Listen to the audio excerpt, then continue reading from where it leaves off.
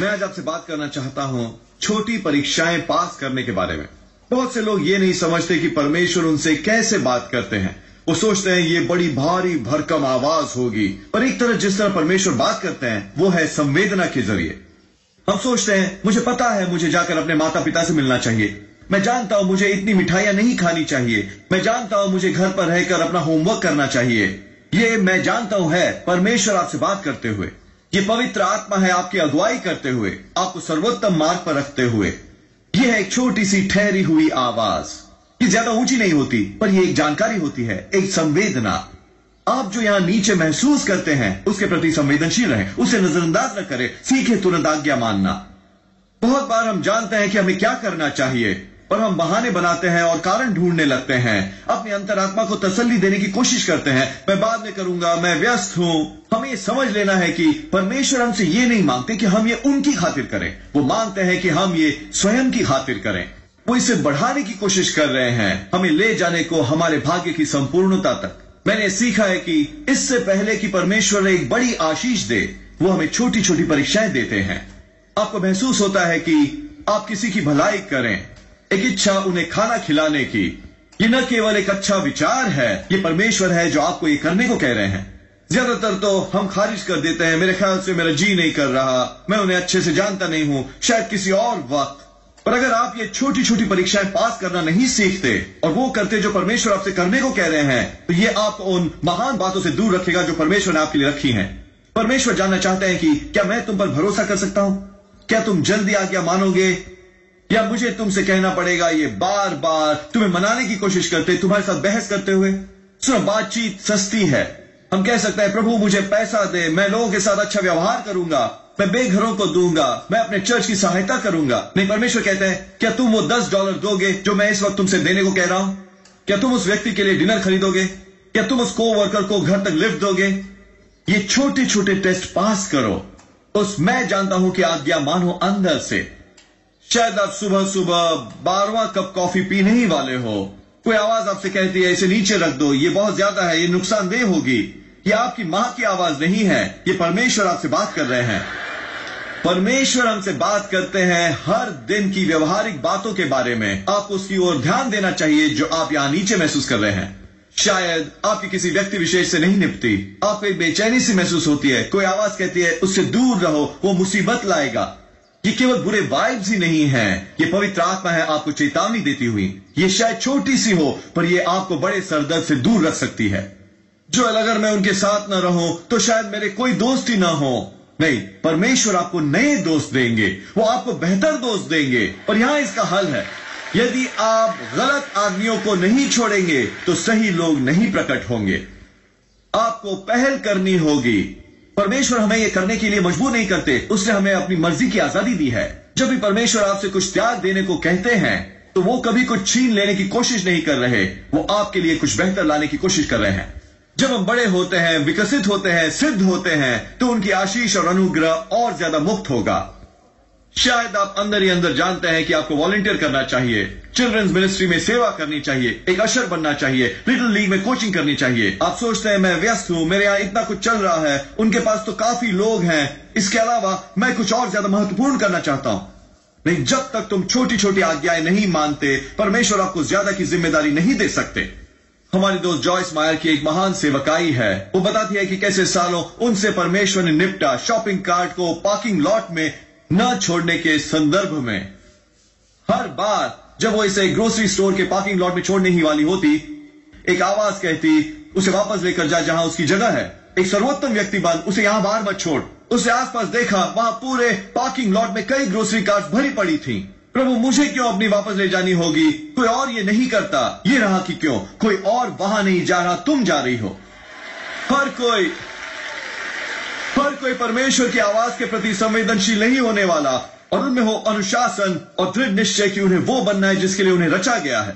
Joyce 5 minute लगाती उस grocery cart का अध्ययन करने में, ताकि वो खिसक कर कहीं किसी कार से न टकरा जाए। जितना समय उसे समझने में वो लगाती, उतने में तो वो उसे उसकी जगह तक ले जा सकती थी।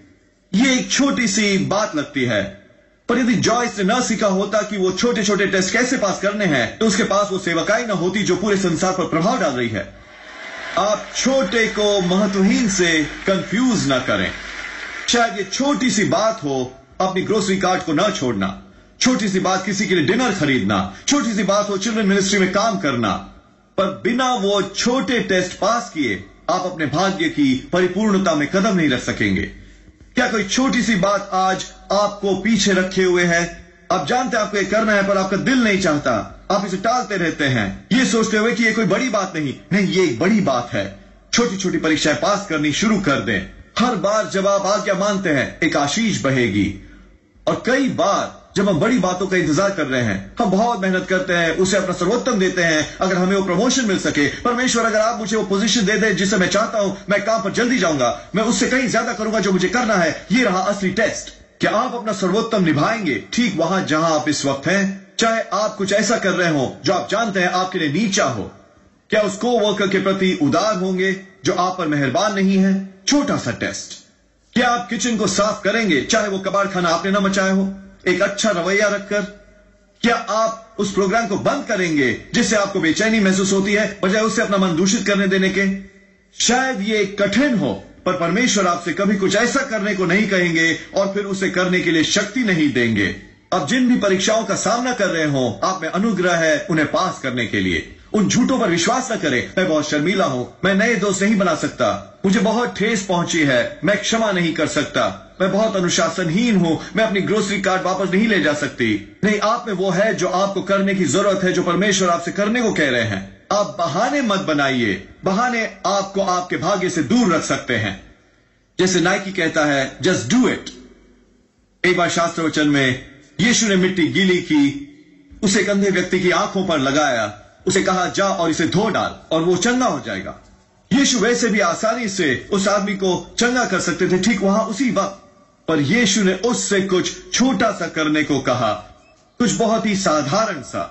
क्या वो कठिन था? उन्होंने उसे कोई पहाड़ चढ़ने को नहीं कहा, उन्होंने उसे बस उसे धो डालने को कहा। जब उस व्यक्ति ने ऐसा किया, वो देख सका। यह आज्ञा मानने का कार्य था जिसने परमेश्वर की सामर्थ्य की संपूर्णता वहां प्रदान की। वो यूं ही घूमता रहता एक और सप्ताह, महीना या एक साल, अभी तक अंधा, ये सोचते हुए कि मैं इसे नहीं धोऊंगा, ये महत्वहीन है, ये छोटी सी बात है। जब आप वो करते हैं जो परमेश्वर आपसे करने को कह रहे हैं, चाहे ये छोटा भी हो, वो परमेश्वर के सामर्थ्य की महानता को सक्रिय करेगा। ये उतना अहम नहीं है कि आप क्या करते हैं, सामर्थ्य है आज्ञा मानने में। शायद परमेश्वर आपसे कुछ करने को कह रहे हैं जो बहुत छोटा लगता हो, जॉयस की तरह की, बस अपनी ग्रोसरी कार्ड वापस रख दो। ये कोई बड़ी बात नहीं। हाँ, ये अपनी आंखों से मिट्टी धो देने जैसा है।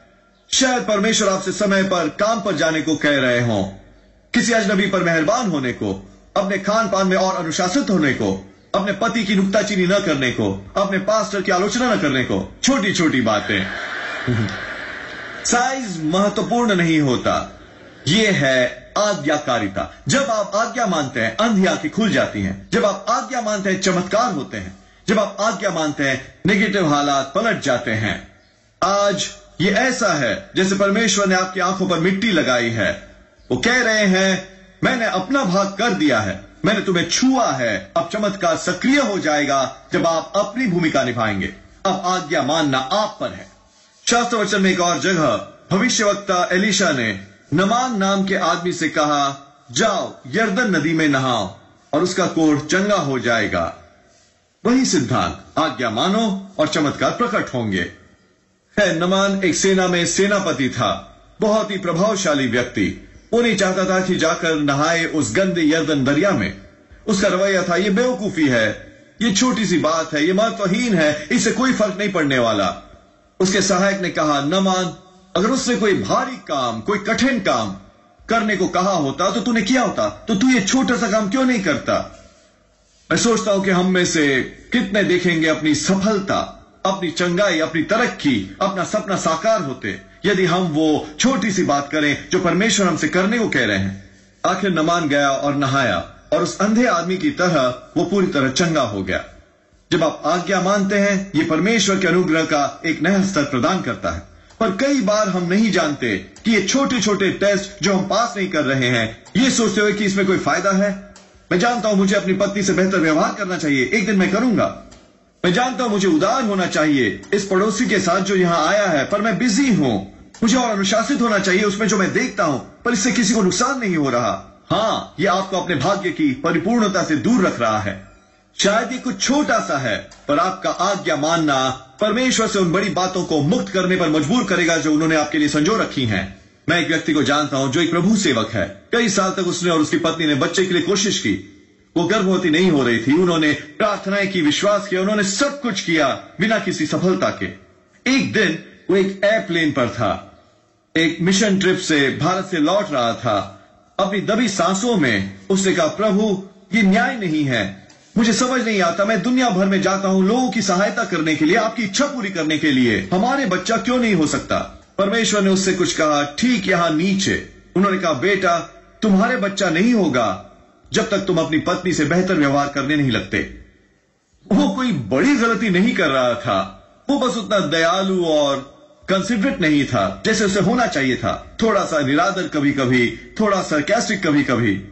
जब उसने ये सुना, उसने एक नया ही रुख अपनाया। वो उस पर जरूरत से ज्यादा मेहरबान रहने लगा, उसे बेड में ब्रेकफास्ट देता, उससे रानी सा व्यवहार किया। आपको पता है, ज्यादा देर नहीं हुई होगी कि वो गर्भवती हो गई। आज उनकी एक खूबसूरत बेटी है। क्या यह हो सकता है कि जब आप वो करते हैं जो परमेश्वर आपसे करने को कह रहे हैं, एक सपना साकार हो जाएगा? शायद आप परमेश्वर का इंतजार कर रहे हैं, पर परमेश्वर आपका इंतजार कर रहे हैं। उन्होंने आपकी आंखों पर मिट्टी लगा दी है, वो आपका इंतजार कर रहे हैं कि आप उसे धो डालें। शायद ये कुछ भारी काम ना हो, पर बस एक छोटी सी बात। अगर आप ये आसान सी एडजस्टमेंट कर लेंगे, आपका आज्ञा मानना चमत्कार ले आएगा। मेरा दोस्त क्रेग रोशेल, ओक्लाहोमा में द लाइफ चर्च का पास्टर, उससे बताया कि जब वो नौजवान था, वो प्रभु को बस जान ही पाया था। ये सब उसके लिए नया था।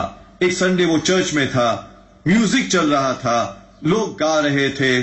उसने कुछ कतारों पर नजर डाली और उसे ये महिला नजर आई जो बहुत निराश लग रही थी। लगता था जैसे दुनिया भर का भार उस पर आन पड़ा है। एक आवाज ने उससे कहा, क्रेग मैं चाहता हूं तुम उसे चंदा दो। उसने ऐसा पहले कभी महसूस नहीं किया था। उसने सोचा, मैं उसे जानता तक नहीं, मैं कैसे जाकर दखलंदाजी करूं? वो वापस भक्ति करने लगा। उसे खारिज करने की कोशिश की, पर यह विचार वापस आता रहा। उसने अपने वॉलेट में देखा, उसके पास बस एक $5 का नोट ही था। उसने कहा, किसी तरह भी मैं वहां जाकर उसे ये $5 का नोट नहीं दे सकता, ये बहुत एम्बैरेसिंग होगा। इसके अलावा $5 कर भी क्या सकता है? उसे वापस अंदर ठूस दिया, बार बार और बार बार। वो इससे छुटकारा न पा सका। आखिर उसे हिम्मत आई, वहां ठीक सर्विस के बीचों बीच वो चल कर गया। कहा, मैम मैं जानता हूं कि ये बिल्कुल अजीब लगता है, पर मुझे महसूस हो रहा है कि मुझे ये $5 आपको देने होंगे। वो औरत रोने लगी। वो लौट जाने के लिए मुड़ा। उसने उसे रोका और कहा, सुनो मैं एक सिंगल पेरेंट मॉम हूं। इस महीने मुझे बहुत मुश्किलों का सामना करना पड़ा। मैं जानती थी कि मुझे चर्च जाना होगा, पर मेरे पास यहां तक आने का ही पेट्रोल था। घर वापस जाने के लिए काफी नहीं था। मैंने कहा, प्रभु मैं ये विश्वास का कदम उठाने वाली हूं, मैं जाती हूं, पर मुझे वापस घर लाना होगा। वो आज्ञाकारिता का एक सरल सा काम, बस $5 न केवल उसे घर वापस ले गए, पर उसने उसे एक और बहुत ही महत्वपूर्ण बात बताई कि परमेश्वर ने अभी भी उसे अपनी हथेली पर रखा है। क्रेग अपनी सीट पर लौट गया, बहुत उत्साहित, और सर्विस के बाद कुछ नौजवान उसके पास आए, उसे खाने